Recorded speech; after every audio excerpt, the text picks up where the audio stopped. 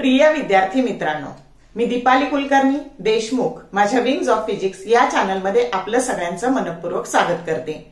तर आज आपण बोर्ड परीक्षेसाठी क्विक रिव्हिजन सिरीज ही सिरीज सुरू करतो आहोत आणि चॅप्टर आहे रोटेशनल डायनामिक्स आणि त्याचा आहे पार्ट फर्स्ट। तर का सुरू करतो आहोत आपण? तर सध्या सर्वच विद्यार्थी खूप गोंधळलेल्या मनस्थितीत आहेत। त्यांना नेमकं समजत नाहीये की काय अभ्यास करायचा, कुठून करायचा आणि त्यामुळं एकदम मुलांना असं डिप्रेशन आल्यासारखं होतं की कुठून सुरू करायचं। इतकं मोठं ते पुस्तक अवघड बघितल्यावर कळतच नाही यातलं नेमकं काय करायचं। आणि म्हणून तुमची ही संभ्रम अवस्था दूर करण्याकरता की नेमके कशावर भर द्यायचा, काय अभ्यास करायचा, त्याच्यासाठी मी ही सिरीज सुरू केलेली आहे। तुम्ही जर प्रश्नपत्रिकेचं स्वरूप पाहिलं तर एक मार्काचे 18 प्रश्न तुमच्या प्रश्नपत्रिकेत असणार आहे आणि 2 मार्काचे बी सेक्शन मध्ये 16 मार्काचे आणि डी सेक्शन मध्ये तुमचे 2 मार्काचे 12 प्रश्न असं मिळून जर तुम्ही बेरीज केली तर 46 मार्क हे फक्त 1 आणि 2 मार्काच्या प्रश्नावर तुम्हाला मिळणार आहेत। आणि म्हणून तुम्ही खूप मोठ्या मोठ्या डेरिव्हेशनच्या नादी न लागता 1 आणि 2 मार्काच्या प्रश्नावर जर भर दिला तर तुम्हाला 46 मार्क 70 पैकी आरामशीर मिळू शकतात। आणि म्हणून त्याला तुम्हाला काहीतरी दिशा द्यावी, त्या मार्गदर्शन करावं तर की सोर्स कोणता वापरायचा, प्रश्न काय करायचे, रिव्हिजन कशी करायची, त्यासाठी मी ही सिरीज सुरू केलेली आहे। तर तुमची गोंधळलेली जी अवस्था आहे त्याला थोडंसं व्यवस्थित तुमची मेंटल स्टॅबिलिटी तुम्हाला यावी, त्याच्यासाठी ती गोंधळलेली अवस्था दूर व्हावी, त्याच्यासाठी मी ही सिरीज सुरू केलेली आहे। तर सगळ्यात आधी SQR स्ट्रॅटेजी, एस म्हणजे सोर्स की अभ्यासासाठी सोर्स काय वापरायचा। तर मी तुम्हाला असा सल्ला देईन बाळांनो की तुमचं टेक्स्टबुक हीच तुमची भगवद्गीता आहे, त्याच्या बाहेरचं ना तर सीईटीला काही येणार आहे आणि ना तर बोर्डाला काही येणार आहे। आणि म्हणून तुमचं टेक्स्टबुक हे रेफर करा आणि त्याच्यावरून स्वतःची नोटबुक तयार करा नोट्सची। आणि म्हणून स्वतःच्या नोट्स हा सगळ्यात मोठा सोर्स आहे आणि त्याच्यात ठरवा की आपल्याला आता काय काय करायचंय। जे करायचंय ते वहीत लिहून काढा आणि जे तुम्ही स्किप केलंय त्याच्यावर परत विचार करू नका। तुम्ही काय करता, 100% अभ्यासातला 75% अभ्यास करता आणि 25% सोडून देता आणि परीक्षेच्या वेळेस जे 75% केलंय ते कसं व्यवस्थित लिहिता येईल याचा विचार न करता जे 25% सोडून दिलंय त्याचं टेन्शन घेऊन तुम्ही केलेला 75% अभ्यास पण तुमचा घालवून टाकता। तर तसं करू नका, जे काही केलंय ते स्टॅबिलिटीने करा आणि ते परीक्षेत लिहिता कसं येईल याच्यासाठी प्रयत्न करा। आणि म्हणून सगळ्यात चांगला सोर्स हे तुमचं टेक्स्टबुक आहे आणि त्यानंतर दुसरी गोष्ट त्या टेक्स्टबुक वरून तुमची तयार केलेली नोटबुक आहे। त्याच्यानंतर क्वेश्चन्स, तर तुम्ही काय करा, 6 प्रश्नपत्रिका बाहेर पडल्या 22च्या बोर्डाच्या, 22च्या 2, 23च्या 2, 24च्या 2, त्याचा रेफरन्स घ्या आणि क्वेश्चन्स छोटे छोटे क्वेश्चन आपले तयार करा आणि तेच क्वेश्चन्स वापरा अभ्यासासाठी आणि त्याच प्रश्नाची रिव्हिजन करा, त्या वहीचीच रिव्हिजन करा। म्हणजे जे कॉम्प्लिकेटेड पुस्तक वाटतं त्याचा सोपा केलेला भाग म्हणजे तुमच्या नोट्स असणार आहे आणि रिव्हिजन करताना त्याच्यावरूनच रिव्हिजन करा। तर ही SQR स्ट्रॅटेजी वापरून तुम्ही अभ्यासाला सुरुवात करा। अजूनही हातातून वेळ गेलेली नाही बाळांनो, अभ्यास हा 2 वर्षातही होत नाही आणि करायचं ठरवलं तर तो 1 महिन्यातही होतो। आलो का लक्षात? तर बघा, आता सध्या तुम्हाला जर कोणी म्हणत असेल तुझ्याच्याने काही होणार नाही तर त्याला तुम्हाला उत्तर द्यायची ही आता वेळ आहे की जर एखादं म्हणत असेल की हे इम्पॉसिबल आहे तर बघा तुम्हाला फक्त काय करायचंय तर इथे कॉमा द्यायचाय, अपॉस्ट्रोफी कॉमा द्यायचाय। इम्पॉसिबलचा काय शब्द तयार झाला, आय एम पॉसिबल। म्हणजे आता हा अपॉस्ट्रोफी कॉमा द्यायचं छोटंसं काम तुम्हाला करायचंय आणि ते छोटंसं काम करण्याकरता तुम्हाला खूप सारं हार्डवर्क करायचंय, प्लॅनिंग करायचंय, कन्सिस्टन्सी ठेवून वेळ वाया न घालवता अभ्यास करायचा आहे। आणि तुमच्या हातात हा आता 1च महिना उरलेला आहे आणि जगाला उत्तर द्यायची वेळ आता आलेली आहे बाळांनो। खूप हार्डवर्क करा, वेळ वाया घालू नका, अजूनही खूप काही शक्य आहे। आलं का लक्षात?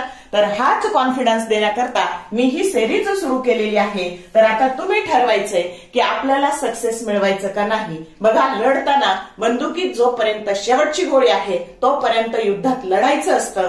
कधीही हारायचं नसतं किंवा रडायचं नसतं. आयुष्यात नेहमी लढत राहा, रडत राहू नका. तर ठीक आहे, वेळ न घालवता आपण सुरू करू. तर आता बघा, आपल्याला ह्या चॅप्टर मध्ये काय शिकायचंय, तर रोटेशनल डायनॅमिक्स मध्ये 2 प्रकारच्या मोशन आहेत. त्या आहेत, निम्मा पार्ट आहे सर्क्युलर मोशनचा आणि निम्मा पार्ट आहे रोटेशनल मोशनचा. मग आता बघा, मोशनचे 3 प्रकार असतात. जर सरळ रेषेत गेलात तुम्ही तर याला आपण लिनियर मोशन, ए पासून बी पर्यंत गेलो आपण तर याला म्हणायचं लिनियर मोशन किंवा ट्रान्सलेशनल मोशन. जर आपण असं सर्कम्फरन्स, वर्तुळाच्या परिघावर फिरलो, सर्कम्फरन्स ऑफ दी सर्कल, ए पासून निघून परत एला चालत की याला म्हणायचं सर्क्युलर मोशन. आणि ऍक्सिस ऑफ रोटेशन भोवती तुमची बॉडी फिरली, या पद्धतीने ऍक्सिस ऑफ रोटेशन पासून बॉडी फिरली, 3 डायमेन्शनल फिगर आहे, अशी काढायची. तर ऍक्सिस ऑफ रोटेशन वर जर बॉडी फिरली अशी ऍक्सिस ऑफ रोटेशन होती, त्याला म्हणायचं रोटेशनल मोशन. पैकी ही सर्क्युलर मोशन आणि रोटेशनल मोशन आपल्याला या रोटेशनल डायनॅमिक्स मध्ये शिकायची आहे. पण आपल्याला याच्याशी याचं काय रिलेशन आहे ते सुद्धा शिकायचं आहे. आलं का लक्षात? मी थोडंसं तुमचं आधी बेसिक क्लिअर करणार आहे ह्या चॅप्टरचं, आणि मग आपण प्रश्न उत्तर याच्याकडे जाणार आहोत. तर आता बघा, फिजिक्स मध्ये आकृत्या आपल्याशी बोलत असतात, पण त्या काय बोलतात हे समजायला आपल्याला फिजिक्सची अक्कल असावी लागते. मग आता बघा, आपल्याला फिजिक्सचं नॉलेज असावं लागतं. मग आता बघा, इथे काय आहे, तर हे सर्कल आहे ज्याचं सेंटर O आहे आणि रेडियस R आहे. आता ह्या सर्कलची सर्क्युलर मोशन जर मला करायची ना बाळांनो, तर मी याला फक्त अशा पद्धतीने एरो दिला. आता ह्या फिगरचा अर्थ काय झाला की ही सर्क्युलर मोशन आहे आणि कोणत्या सेन्सने आहे, ती अँटी क्लॉकवाईज सेन्सने आहे. आता मी फक्त या एरोची डायरेक्शन उलट केली या पद्धतीने, तर आता ही सर्क्युलर मोशन झाली, पण कोणत्या सेन्सने झाली, क्लॉकवाईज सेन्सने झाली. आणि म्हणून ह्या चॅप्टर मध्ये सर्क्युलर मोशनच्या फिगर काढताना हे एरो खूप महत्वाचे आहे, सेन्स खूप महत्वाचा आहे. समजतंय का? मग आता बघा, आता आपण आधी डेफिनेशन करू कशाची, तर सर्क्युलर मोशनची. Definition of circular motion: motion of an object along the circumference of a circle. बघा, ह्या तुमच्या ऑब्जेक्टची मोशन आहे, पण कुठे, motion of an object along the circumference of a circle is called as a circular motion. कळली का definition? I repeat, definition of circular motion. Circular motion, motion of an object along the circumference of a circle is called as circular motion. मग आता बघा, ह्या circular मोशनचे 2 प्रकार पडतात: uniform circular motion and non uniform circular motion. UCM म्हणजे uniform circular motion आणि non UCM म्हणजे non uniform circular motion. आता आपण समजून घेऊ काय होतंय ते. आता बघा, एक असा बॉब आहे आणि त्या बॉबला असा दोरा बांधलाय आणि आपण त्याला गोल गोल गोल गोल असं फिरवतोय. हा बॉब आहे ज्याचं मास M आहे किंवा बॉल आहे असं कन्सिडर करा, आणि एका दोरीने ते बांधलंय. आपण त्याला असं गोल गोल फिरवलं म्हणजे ही सर्क्युलर मोशन झाली अँटी क्लॉकवाईज सेन्सने. आणि इथून आपण त्याला असं फेकून दिलं, तर फेकल्यावर ती या डायरेक्शनने जाणार आहे. मग ही डायरेक्शन कशी असते, तर ती असते टँजेन्शियल. कशी असते बघा, आपण जर त्याला फेकलं तर या डायरेक्शनने ती जाणार आहे, असं. ही झाली टँजेन्शियल डायरेक्शनने. तर बघा, जेव्हा तुमचं याचं चाक, गाडीचं चाक फिरतं आणि त्याला जर चिखल लागलेला असेल तर तो चिखल बाहेर पडताना या पद्धतीनेच पडतो, टँजेन्शियल डायरेक्शननेच पडतो बघा. तर तसंच हा जर मी बॉल इथून फेकला तर तो या डायरेक्शनने जाणार आहे, आणि या डायरेक्शनने गेल्यावर असं फिरवल्यावर त्याला सर्क्युलर मोशन होती. मग सर्क्युलर मोशन होती आणि जेव्हा तुम्ही त्याला असं फेकणार आहे तर तो सरळ रेषेत जाणार आहे, म्हणजे त्याला इथे लिनियर मोशन असणार आहे किंवा ट्रान्सलेशनल मोशन असणार आहे. आणि मग आता बघा, इथे जर तुम्ही इथून फेकला तो एवढं अंतर गेला, इथून फेकला इथं पण तेवढंच अंतर गेला, म्हणजे हे मॅग्निट्यूड जे आहे ना बाळांनो, हे सेम आहे. आणि मग सरळ रेषेतली हा जो त्याचा स्पीड आहे त्याला म्हणायचं लिनियर व्हेलॉसिटी. काय म्हणायचं? Linear velocity. आणि इथं त्याची डायरेक्शन प्रत्येक ठिकाणी बदलत गेलेली आहे, पण त्याचं हे मॅग्निट्यूड आहे ना, हे सगळ्या ठिकाणी कॉन्स्टंट आहे. आता एक लक्षात ठेवायचं, वेक्टर V असेल तर ती असते व्हेलॉसिटी, आणि जर त्याचा बार काढून टाकला तर तो होतो स्पीड. समजतंय का? व्हेलॉसिटीच्या मॅग्निट्यूडला आपण स्पीड असं म्हणतो. मग आता बघा, तर इथे मग काय झालेलं आहे याच्यामध्ये, तर लिनियर व्हेलॉसिटी चेंज होत गेली, कारण प्रत्येक ठिकाणी तिची डायरेक्शन बदलत गेली. पण इथं त्याचं मॅग्निट्यूड सगळ्या ठिकाणी काय राहिलेलं आहे, कॉन्स्टंट राहिलेलं आहे. म्हणजे लिनियर स्पीड कॉन्स्टंट आहे. बघा, velocity, linear velocity goes on changing and V remains constant. V मात्र काय आहे, तर व्ही कॉन्स्टंट आहे. आणि अशी जी मोशन असते तिला म्हणायचं युनिफॉर्म सर्क्युलर मोशन. पण अजून आपली गोष्ट पूर्ण नाही झाली बाळांनो. आता बघा, आता या ठिकाणी सगळे हे अंतर सारखं झालेलं आहे. मग आता या ठिकाणी काय झालेलं आहे, युनिफॉर्म सर्क्युलर मोशन मध्ये linear velocity goes on changing, linear speed remains constant. पण जर तुमचं हे अंतर इथे एवढं, इथे एवढं, इथे एवढं आणि इथे अजून मोठं असं जर असेल, तर आता बघा, आता दोन्ही बदललंय. व्ही पण बदललंय आणि वेक्टर व्ही म्हणजे लिनियर व्हेलॉसिटी पण बदलली आहे आणि स्पीड पण बदललाय. आणि अशी जी मोशन आहे तिला म्हणायचं नॉन युनिफॉर्म सर्क्युलर मोशन. मग आता बघा, इथं ज्या वेळेस अशी मोशन होते त्यावेळेस इथं अँगल पण ट्रेस होतो. मग हा जो अँगल आहे याला म्हणायचं थीटा. म्हणजे जेव्हा तुमची युनिफॉर्म सर्क्युलर मोशन असते त्यावेळेस त्याला ही अशी ट्रान्सलेशनल मोशन तर असतेच, पण त्याला रोटेशनल मोशन सुद्धा असते. आणि म्हणून ही जी तुमची इथे जो अँगल ट्रेस झालेला आहे, तर किती वेळात किती अँगल तयार झाला, तर म्हणजे तिथे त्याला जसं लिनियर डिस्प्लेसमेंट आहे तसं त्याला अँग्युलर डिस्प्लेसमेंट सुद्धा असतं सर्क्युलर मोशन मध्ये. आणि म्हणून आता बघा, तर आणि म्हणून त्याला जेव्हा तुमचं अँग्युलर डिस्प्लेसमेंट येतं तर त्याला तिथे अँग्युलर व्हेलॉसिटी सुद्धा असते. आणि ही जी अँग्युलर व्हेलॉसिटी आहे तर त्या अँग्युलर व्हेलॉसिटी ही व्हेक्टर क्वांटिटी आहे. जसं व्हेक्टर व्ही ही लिनियर व्हेलॉसिटी व्हेक्टर क्वांटिटी आहे, तशी अँग्युलर व्हेलॉसिटी ही सुद्धा व्हेक्टर क्वांटिटी आहे. तिची डायरेक्शन कशी ठरवली जाते, काय ठरवली जाते, हे सुद्धा आपल्याला पाहायचं आहे. हे थोडंसं या चॅप्टरचं बेसिक आहे आणि त्या बेसिकवर सुद्धा प्रश्न येतात आणि म्हणून मी हे थोडंसं डिटेल घेतलेलं आहे. आणि नंतर मात्र आपण फास्ट मध्ये प्रश्न उत्तर असं घेणार आहोत. मग आता बघा, तर मग आता हे जे आहे ना तुमचं, तर याच्यामध्ये आता हे झालं लिनियर डिस्प्लेसमेंट, हे जे अंतर आहे, आणि व्हेलॉसिटी झाली लिनियर व्हेलॉसिटी. मग जर व्हेलॉसिटी तयार व्हायची असेल तर वेळेबरोबर डिस्प्लेसमेंटला बदलावं लागतं. Rate of change of displacement with time, that is called as velocity. आणि ऍसिलरेशन तयार व्हायचं असेल तर व्हेलॉसिटीला वेळेबरोबर बदलावं लागतं आणि म्हणून rate of change of velocity with time is called as acceleration. पण इथे दोन प्रकारचे ऍसिलरेशन असतात. इकडे पण ऍसिलरेशन असतं आणि इकडे पण ऍसिलरेशन असतं. हे जे ऍसिलरेशन असतं याला म्हणतात टँजेन्शियल ऍसिलरेशन आणि रेडियसवर जे ऍसिलरेशन असतं त्याला म्हणतात रॅडियल ऍसिलरेशन और लिनियर ऍसिलरेशन और सेंट्रिपेटल ऍसिलरेशन. या डायरेक्शनने ते आपण नंतर पाहणार आहोत. येते लक्षात. मग आता या पद्धतीने आणि ज्या वेळेस असा अँगल ट्रेस होतो तर तिथे आपोआप अँग्युलर डिस्प्लेसमेंट आलं की अँग्युलर व्हेलॉसिटी येते. Rate of change of angular displacement with time is called as the angular velocity. आणि मग अँग्युलर व्हेलॉसिटी तुमची इथं येते म्हणजे तिथं आलं angular ऍसिलरेशन. Rate of change of the angular velocity with time is called as angular ऍसिलरेशन. कळतंय का? तर ह्या पद्धतीने आता याचं युनिट असतं मीटर, याचं युनिट मीटर पर सेकंद आणि याचं unit metre per second square. आता थीटाचं युनिट असतं रॅडियन, याचं युनिट असतं रॅडियन पर सेकंड आणि याचं युनिट असतं रॅडियन पर सेकंड स्क्वेअर. समजलं? तर हे झाले युनिट. आता याच्या मधल्या रिलेशनवर कायम हे व्हेक्टर आहेत आणि या व्हेक्टर प्रॉडक्टवर कायम प्रश्न येतो. तर आता बघा, तुम्हाला ह्यातलं रिलेशन कसं ठरवायचं, तर यस लिहायचं, थीटा लिहायचं आणि इथे क्रॉस आर लिहायचं, ही रेडियस. समजलं का? म्हणजे सोपा फॉर्म्युला तयार झाला. काय बघा, लिनियर बरोबर अँग्युलर गुणिले रेडियस, याच्यात सिक्वेन्स चुकवायचा नाही. तर यातला करेक्ट फॉर्म कोणता, असा हा PYQ आलेला आहे. हे रिलेशन मधला करेक्ट फॉर्म कोणता, तर ह्या रिलेशनवर प्रश्न आलेला आहे बोर्डाला. PYQ आहे हा बोर्डाचा.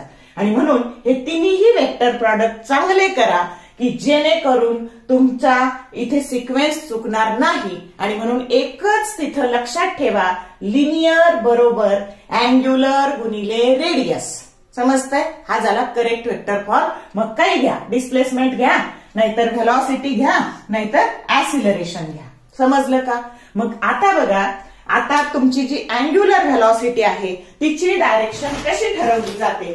तर आता फॉर एक्झाम्पल हे आपण काय घेतलं की ह्याच्यावर मोशन आहे असं घेतलं, ह्या सर्कलवर ही मोशन आहे आणि याच्यामध्ये ही जी अँग्युलर व्हेलॉसिटी आहे हिची डायरेक्शन, तर हा ऍक्सियल वेक्टर तुम्हाला, हा ऍक्सिस मधून जाणारा वेक्टर आहे, हा ऍक्सियल वेक्टर दाखवतो. आलं का लक्षात? आणि ती आपल्याला कशाच्या, ह्या ओमेगाची डायरेक्शन किंवा ह्या अल्फाची डायरेक्शन. तर आता जर आपण असा आपला पार्टिकल हा अँटी क्लॉकवाईज फिरत असेल, कळतंय का, हे असं अँटी क्लॉकवाईज, तर ह्या ओमेगाची डायरेक्शन अपवर्ड असते. आलं का लक्षात?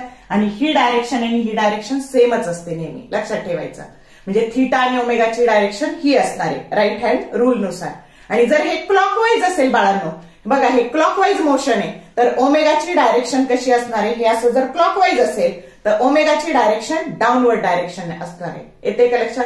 ओमेगा जर म्हणजे तुमची ही मोशन अँटी क्लॉकवाईज असेल तर ओमेगा वेक्टर हा अपवर्ड डायरेक्शनने, आणि क्लॉकवाईज असेल तर ओमेगाची डायरेक्शन डाऊनवर्ड डायरेक्शनने असते. तर असं लक्षात ठेवायचं. समजतंय का? आणि जर समजा तुम्ही फॅन ऑन केला, हे अल्फा इन्क्रीज होत असेल तर त्यावेळेस मग अल्फा जर इन्क्रीज होत असेल म्हणजे ही व्हेलॉसिटी वाढली तर अल्फा वाढणार आहे निश्चितपणे. मग त्यावेळेस ओमेगा आणि अल्फा एका डायरेक्शनने असणार आहे. आणि जर तुम्ही फॅन ऑफ केला, हे अँग्युलर ऍसिलरेशन कमी झालं, ही व्हेलॉसिटी कमी झाली, तर त्यावेळेस तुमचा ओमेगा अपवर्ड डायरेक्शनने आणि तुमचा अल्फा डाऊनवर्ड डायरेक्शनने असणार आहे. समजलं का? जेव्हा ओमेगा तुमचा इन्क्रीज होतो त्यावेळेस ओमेगा आणि अल्फा एकाच डायरेक्शनने असतात, आणि जेव्हा तुमचं ओमेगा डिक्रीज होतो तेव्हा ओमेगा आणि अल्फा हे अपोजिट डायरेक्शनने असतात. असे साइन कन्व्हेन्शन इथं घ्यायचे. मग आता बघा याच्यातलं जे रिलेशन असतं ना, व्ही बरोबर ओमेगा, म्हणजे याचं जर मॅग्निट्यूड घ्यायचं झालं ना तर व्ही बरोबर ओमेगा आर किंवा आर ओमेगा असं आपल्याला लिहिता येईल. आणि आता बघा, जर युनिफॉर्म सर्क्युलर मोशन मध्ये तुमचा व्ही जर कॉन्स्टंट असेल, ही रेडियस पण कॉन्स्टंट आहे, तर ओमेगा सुद्धा काय राहणार आहे, कॉन्स्टंट राहणार आहे. म्हणजे युनिफॉर्म सर्क्युलर मोशन मध्ये तुमचा लिनियर स्पीड आणि अँग्युलर स्पीड दोन्ही कॉन्स्टंट राहतो. पण येते का लक्षात? तर या पद्धतीने याच्यामध्ये मात्र तुमचा व्ही बदलतो, म्हणून ओमेगा सुद्धा बदलतो. आणि म्हणून इथं शब्द काय वापरायचा, तर आपण ही जी सर्क्युलर मोशनची डेफिनेशन पाहिलेली आहे, motion of an object along the circumference of a circle, इथं फक्त ऍड करायचं विथ कॉन्स्टंट स्पीड. काय म्हणायचं? With constant speed, with constant speed. आणि इकडं म्हणायचं विथ, याची definition with variable speed, with variable speed. समजतंय का? मग आता बघा परत एकदा आपण डेफिनेशन करू डिफरन्स लिहिताना, किंवा तुम्हाला जर आलं डिफाईन यूसीएम आणि डिफाईन नॉन यूसीएम, तर सर्क्युलर मोशनच्या डेफिनेशन मध्ये एकच शब्द फक्त ऍड करायचा आहे. सर्क्युलर मोशनची डेफिनेशन आहे motion of an object along the circumference of a circle, पुढे म्हणायचं विथ कॉन्स्टंट स्पीड, त्याच्यात व्ही आणि ओमेगा दोन्ही पण आले. आलं का लक्षात? आणि इथे motion of an object along the circumference of a circle with variable speed, पुढे फक्त एवढेच शब्द लावायचे. इथे सुद्धा व्ही आणि ओमेगा दोन्ही तुमचं बदलणार आहे. समजतंय? तर ही झाली डेफिनेशन आणि हा झाला डिफरन्स. आणि दुसरी गोष्ट, आता इथे जर तुमचा हा स्पीड कॉन्स्टंट राहत असेल तर एक रिव्हॉल्युशन पूर्ण करायला त्याला प्रत्येक वेळी सारखाच वेळ लागतो. समजा हे ए पासून निघालं आणि परत ए ला तुमचा ऑब्जेक्ट यायला त्याला 2 सेकंद लागले, परत 2 सेकंद लागले, परत 2 सेकंद लागले, तर त्याच वेळाने रिपीट होणारी जी मोशन आहे तिला म्हणतात पिरियॉडिक मोशन. आणि म्हणून UCM is a periodic motion. आणि इकडे येईल तुमचं it is not a periodic motion, it is not a periodic motion. समजले का बाळांनो? 2 पॉइंट फरक आला, डेफिनेशन आल्या, आणि हे सगळं बेसिक आहे. तर या पद्धतीने तुम्हाला याच्यावर प्रश्न विचारला जाईल. मग काय काय, हे वेक्टर फॉर्म चांगले करा. याचा तुमच्या पुस्तकात शेवटी चार्ट दिलेला आहे, पण इथं चुकलेलं आहे. Alpha cross alpha, vector alpha बरोबर ए क्रॉस आर झालेलं आहे, ते करेक्ट करून घ्या. तर या पद्धतीने हे व्हेक्टर रिलेशन चांगले करा, हे युनिट चांगले करा. जेव्हा कधी तुम्हाला याचे अँग्युलर स्पीड काढायला येईल, अँग्युलर ऍसिलरेशन काढायला येईल, तर या पद्धतीने किंवा याचे स्पीड कायम लागतं तुम्हाला, लिनियर स्पीडचे हे तुम्हाला लागतं, युनिट लागतं, त्यानंतर ऍसिलरेशनचं युनिट लागतं. तर हे सगळा चार्ट तुमच्या दृष्टीने खूप महत्वाचा आहे आणि हे ह्या चॅप्टरचं बेसिक आहे. मला खात्री आहे तुम्हाला हे सगळं समजलं असेल. आता पुढचा पॉइंट आपल्याला घ्यायचा.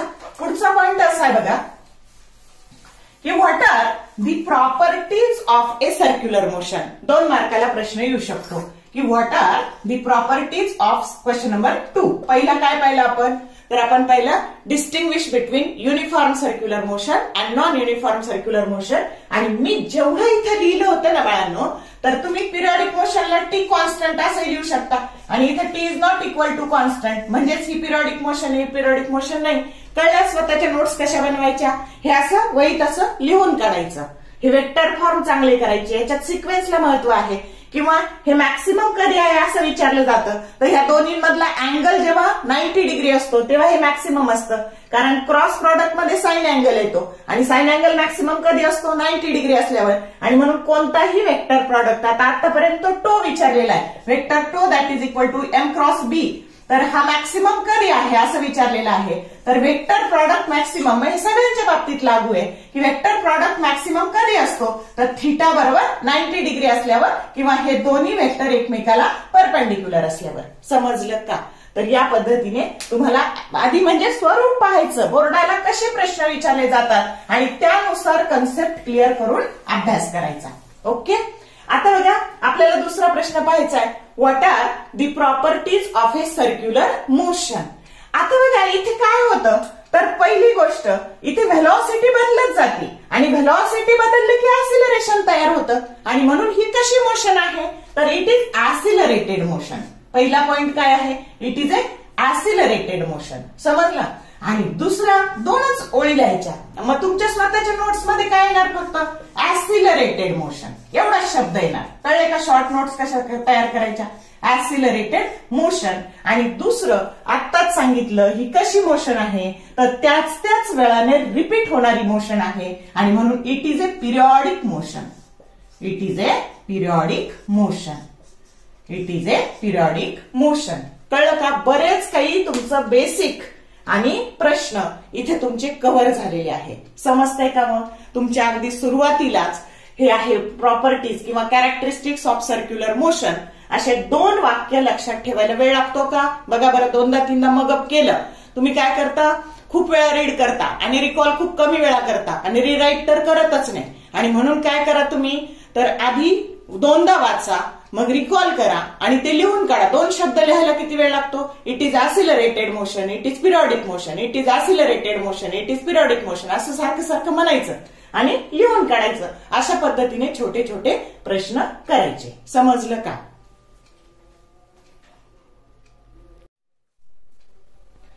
आता पुढचा प्रश्न आपण बघणार आहे बघा, distinguish between centripetal force and centrifugal force. मग आता बघा इथे हा जो तुमचा सेंट्रीपेटल फोर्स आहे हा कुठे ऍक्ट आहे, तर तो रेडियसवर आहे आणि कुठे आहे, towards the centre of circle. आणि म्हणून याची डेफिनेशन करायची, तर centripetal force is a force which is acting along A radius. कुठे आहे हा, इथे खूप महत्वाचा शब्द कोणता आहे जो मुलं लिहितच नाही, तर इथं तुम्हाला अलॉंग द रेडियस हा शब्द जर लिहिला नाही तर डेफिनेशनचा मार्क मिळत नाही. समजलं का? मग centripetal force it is a force which is along the radius आणि towards the centre of circle. कुठे आहे हा, towards the centre of circle. Paper लिहिताना असा टेबल फॉर्म करायचा, डिस्टिंग्विश आलं तर, आणि जे फरक दाखवणारा शब्द आहे त्याच्या खाली आपण पेपर लिहिताच आहे त्या पेननेच अशी अंडरलाईन करायची, ना त्याला पट्टी वापरायची ना त्याला वेगळा पेन वापरायचा. पेपर लिहिताना टाइम सेव्हिंग टेक्निक खूप महत्वाचा आहे. तुम्हाला वेळ वाचवता आला पाहिजे आणि तो वाचवलेला वेळ जास्तीत जास्त पेपर कसा अटेम्प्ट करता येईल त्याच्यासाठी वापरला गेला पाहिजे. समजतंय का? आणि म्हणून याची परत एकदा डेफिनेशन सांगते centripetal force it is a force which is acting along the radius and towards the centre of circle. बघा हा सर्कल कडे येतो आणि म्हणून हा फोर्स कसा आहे तर सेंट्रीपेटल फोर्स आहे. समजलं. आता इथे बघा आता हा फोर्स कसा आहे centrifugal force is defined as it is along the radius. परत कोणता महत्वाचा शब्द आहे along the radius and away from the centre of circle. म्हणजे इथं जसं टुवर्ड्स आलं होतं तसं अवे खाली इथं अंडरलाईन करायचं. आणि परत एकदा डेफिनेशन सांगते centripetal force which is a force which is acting along the radius रेडियसवर आहे and away from the centre of circle. हा झाला पहिला पॉइंट. आणि जर तुम्हाला क्वेश्चन नंबर 2 मध्ये फक्त डेफिनेशन आली तर तुम्हाला ही डेफिनेशन इथली उचलून तिथे लिहायची. केलेला अभ्यास असा वापरता आला पाहिजे. आता खरं तर आपल्याला याचे 2च पॉइंट लिहायचे आणि पण मी तुम्हाला 4 सांगणार आहे. म्हणजे तुम्हाला जे आवडतील ते 4 मधले कोणतेही 2 लिहा तुम्ही. मग आता बघा हा जो फोर्स असतो ना बाळांनो हा रिअल फोर्स असतो. कसा फोर्स आहे हा रिअल फोर्स. म्हणजे एवढंच येईल तुमच्या नोट्समध्ये it is a real force. आणि हा फोर्स कसा आहे तर हा स्युडो फोर्स आहे. कसा फोर्स आहे pseudo force. Real force it is a real force it is a pseudo force. आता रिअल फोर्स कुठे कार्यरत असतो तर तो असतो in inertial frame of reference. आणि म्हणून centripetal force it acts in inertial frame of reference. Inertial frame of reference. Inertial frame of reference. Inertial frame of reference. आणि इकडे म्हणायचं it acts in non inertial frame of reference. Non inertial frame of reference. समजलं का. आणि शेवटी त्याचं लिहायचं आहे आपल्याला व्हेक्टर फॉर्म. तर आता हा centripetal force vector F that is equal to हा मागे येणार आहे म्हणून त्याला मायनस साइन द्यायचं. एम ज्या पार्टिकल आहे त्याचं मास एम आहे. आता तुम्हाला माहितीये एफ बरोबर एम आहे मास इंटू ऍसिलरेशन. आणि हे जे ऍसिलरेशन असतं ना रेडियल ऍसिलरेशन हे तुमचं असतं R omega square minus R omega square. आणि म्हणून हे मास आणि हे ओमेगा स्क्वेअर आणि हा आर व्हेक्टर कारण आपल्याला त्याला व्हेक्टर फॉर्म मध्ये लिहायचंय. आणि हा झाला व्हेक्टर फॉर्म मधला त्याचा फॉर्म्युला. आणि इथे बघा जर तुमचं हे असेल सेंट्रीफ्युगल फोर्स असेल तर इथं फक्त प्लस ऐवजी काय करायचं हे मायनस ऐवजी काय करायचं plus M omega square vector R. Omega square vector R या पद्धतीने फॉर्म्युला झाला सेंट्रीफ्युगल फोर्सचा. तर असा फरक लिहायचा. सांगा बरं मला अवघड आहे का. आपण 3 प्रश्न केले. किती वेळात झाले 15-20 मिनिटात 3 प्रश्न तुमचे झाले तयार. तर असा अभ्यास करायचा.